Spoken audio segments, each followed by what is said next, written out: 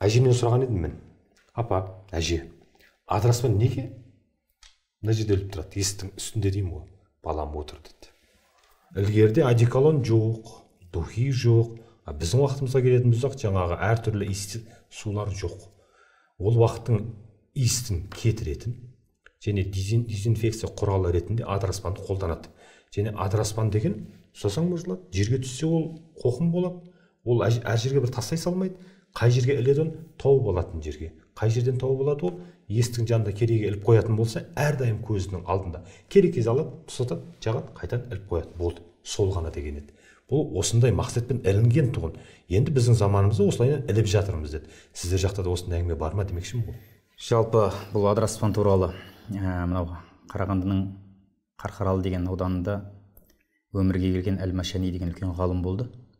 Сол кісі қазіргі Қарағанды қалалық мешіт па? Қарағанды қалалық мешітінде сол кісінің атынан берілді Әл-Машанидің. Машанов деп оқығанмын кітаптарында. Үлкен ғалым 20 ғасырдың 20 жылдары Мәскеуде тәлім алып жүргенде батыстан келген, жаңылыспасам Англиядан келген бір ғалым, Орта Азия ғалымдары деген тақырыпта лекция оқиды. Сол жерде Бируни, Ибн Сина, Науаи, Фирдауси деген ғалымдармен қатар Фараби деген атақ аталып қалады.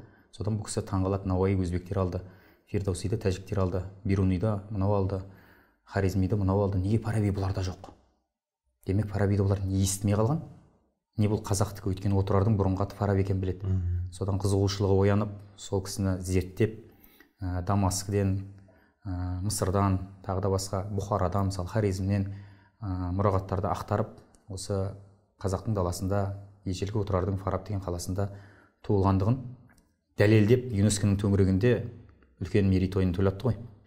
Кеңес одағының тұсында. Кеңес одағының тұсында. Енді сол кісінің еңбегінде Әл-Фарабидің Бұхара жаққа керуен жолымен сапарлатып келе жатып, бір дамылда болайын деп еңбегін жазып отырғанда, кесіртке мен жыланның төбелескеніне куә болады. Сонда кесіртке мен жылан төбелесіп, жылан кесірткені шағады, кесіртке әлсірейді, барып адыраспанға аунап күш жинайды, қайтадан жыланмен төбелеседі. Жылан тағы шағып әлсіретеді, тағы да барып адыраспанға аунап тағы да күш жинап қайтып келетінін көріп, содан адыраспан жай шөп емес екенін зерттейді. Сөйтіп 500-ден ауруға ем болатын шөп екенін еңбегінде жазып кетеді деп Әл-Машани осы кісі туралы жазады. Біздің бабаларымыз оның емге пайдалы шөп екенін білді. Ауырып қалған кезде, тұмау болса үйге түтетуге, аяғы ауыратын болса адыраспанның суына аяғын батырып отыруды жақсы білді ғой. Сондықтан біз оны алатын кезде де жай алмай, қасиетті шөпке құрмет қылып, ассалаумағалейкум, адыраспан мені саған жіберді, Омар Оспан деп барып амандасып барып аламыз бұны. Маған да айтатын осы сөзді естігенмін мен. Бұны бабаларымыз жай ғана алмайсың деп. Жай алмаймыз, бұл қасиетті шөп, сәлем беріп ал деп аталарымыз, әжелеріміз үйрететін. Енді сол аталарымыздан, әжелерімізден көрген ұрпақ адыраспанды босағаға іліп қояды. Бірақ кейде оны да тағы да түсінбейтін бауырларымыз.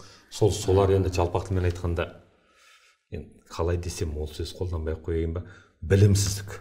Білмейді, тарихын білмейді, әдебиетін білмейді, салтын дәстүрін білмейді. Аллахтан мынау ширк, адыраспан ширк, сәлем салу ширк, сүйіктіру ширк. Әрқайсының өзінің орны, мәні, мағынасы бар.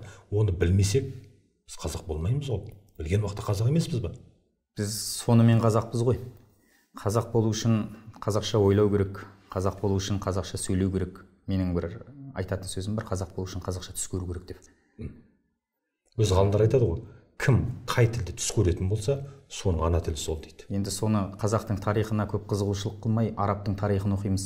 Қазақтың ғұламаларын емес, арабтың атақты адамдарын оқимыз да, содан келіп, біз енді мына қазақтың көп нәрсесінің барлығын,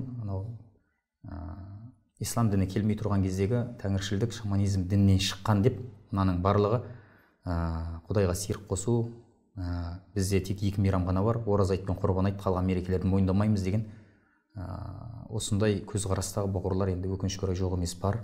Біз енді шамамыз келгенше жылы сөйлеп, қазақтың осындай ұлы халық екенін, бұның барлығы жайдан жай алынбағандығын білдіріп жатамыз. Мысалы, компас жоқ кезде түнде құбыланы қалай анықтайды?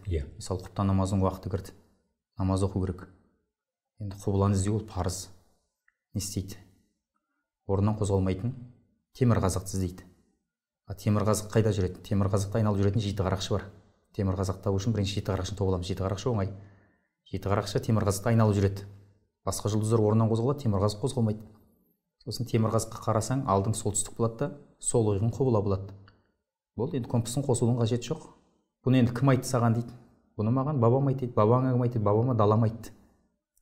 Сондай дана халықтың ұрпағы едік. Қазір енді бірақ сол даналығымызды екінші орынға сырып тастап, өзге ұлттың құндылықтарын бірінші орынға қойғысы келетін өкінішке орай әрине бауырлар бар. Бірақ біздің міндетіміз енді олардың да кемшіл тұстарын сынай бермей, қолдан келгенше осыны айтып жеткізу сіз бен біздің міндетіміз. Адамзаттың бәрін сүй бауырым деп деген ұстанымдамыз ғой. Енді олар жақсы көреміз, иә. Бірақ сондай қылықтарын көрген уақытта кім қателік жіберді екен деп ойланамыз да, кім қателік.